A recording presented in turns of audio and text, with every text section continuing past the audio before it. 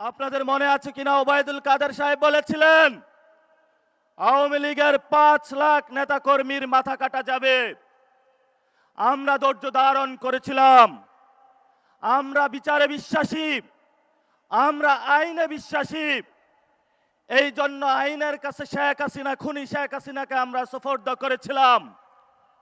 বাংলাদেশে তার ফাঁসির রায় হয়েছে, কিন্তু আমাদের পার্শ্ববর্তী একটি দেশ যারা গত 50 বছর আপনার সন্তানকে হত্যা করেছে, আমার ভাইকে গুম করেছে, আমাদের প্রত্যেকটি জীবনের মধ্যে সাংস্কৃতিক, রাজনৈতিক, অর্থনৈতিক পরাধীনতা চাপিয়ে দিয়েছিল, যারা আমাদের ভাইকে প্রতিনিয়ত সীমান্তে যাওয়া মাত্র গুলি করে হত্যা করছে, যারা প্রাণ প্রকৃতির আমাদের নদীগুলো শুকিয়ে দিচ্ছে, যারা বাংলাদেশের মানুষের উপরে বৃদ্ধাঙ্গুলি দেখাচ্ছিল, তাদের আশ্রয়ে হৃষ্টপুষ্ট হয়ে আগামীর 12 তারিখের ইলেকশনকে বানচাল করার জন্য সেই খুশি হাসিনাকে আশ্রয় দিয়ে বাংলাদেশের মানুষের বিরুদ্ধে তারা প্রতিনিয়ত ষড়যন্ত্র করে যাচ্ছে।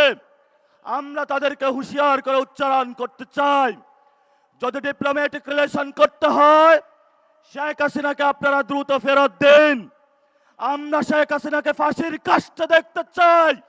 আমরা আমাদের 24-এর ভাইদের বিচার দেখতে চাই।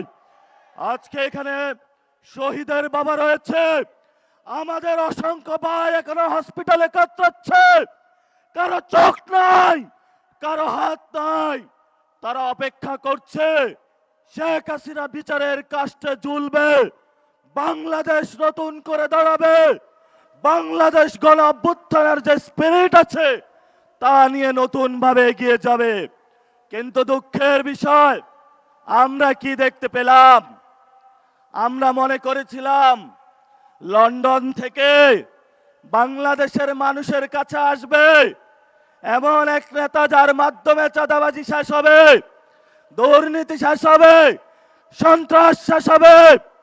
কারণ গত 15 বছরে আমার বিএনপির ভাই বোনেরা নির্যাতিত হয়েছিল, নয়া পল্টনের অলিগলিতে তাদের রক্তস্রাত হয়েছিল।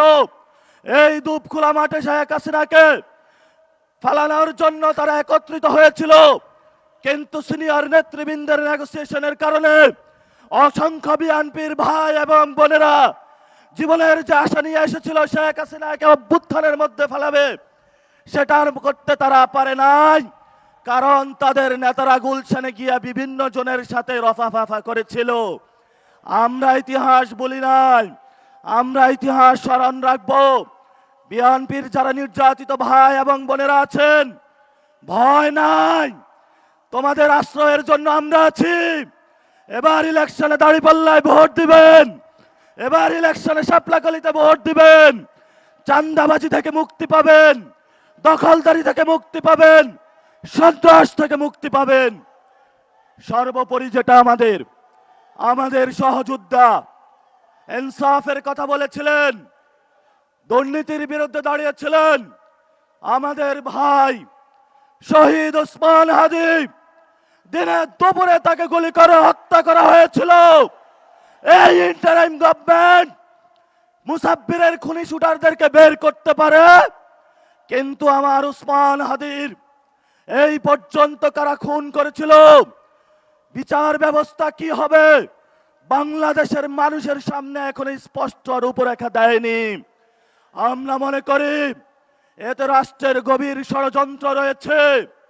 আমরা অপেক্ষা করছি, আমরা আগামী 12 তারিখে গণভোটে হাঁকে জয়যুক্ত করে, দাঁড়িপাল্লাকে জয়যুক্ত করে, শাপলাকলিকে জয়যুক্ত করে, ঘড়ি মার্কাকে জয়যুক্ত করে, ছাতা মার্কাকে জয়যুক্ত করে আমার ভাই ওসমান হাদির প্রতিশোধ নিব এবং ইনসাফের রাজত্ব কায়েম করব ইনশাআল্লাহ।